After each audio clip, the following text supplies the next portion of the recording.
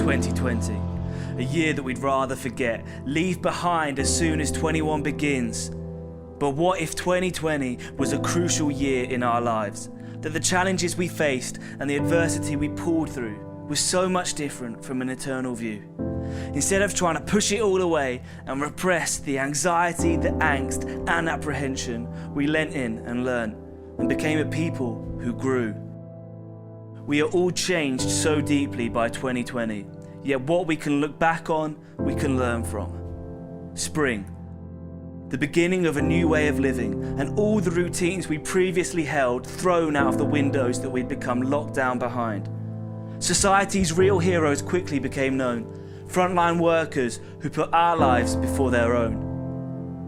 Time to learn a new rhythm and commitment. Our contact changed, but our relationships showed resistance. Family dinners happened via internet connection as we learned new means of living, intentionally persistent.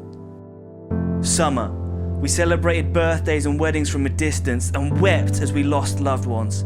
The distance did nothing to dull such afflictions as we grieved the ongoing separation.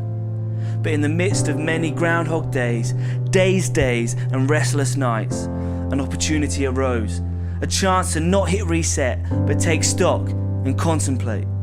How could we truly live lives worthy of the hours that seem to both speed by and be stuck in slow motion?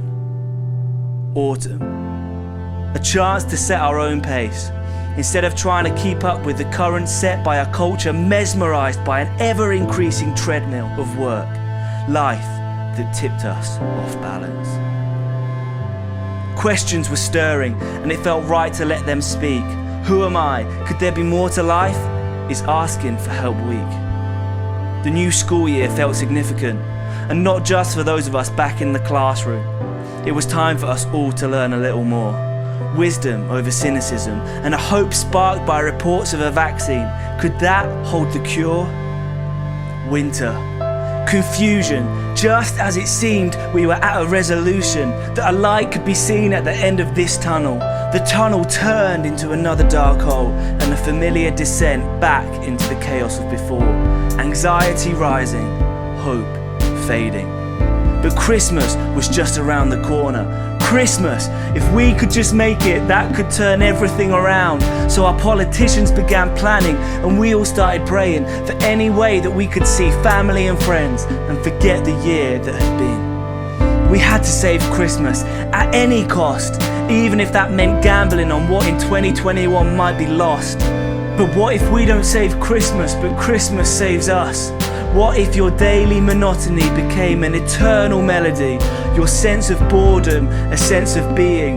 What if a baby born in a stable gave you something to believe in? Sound too good to be true? Let us tell you what it's really all about.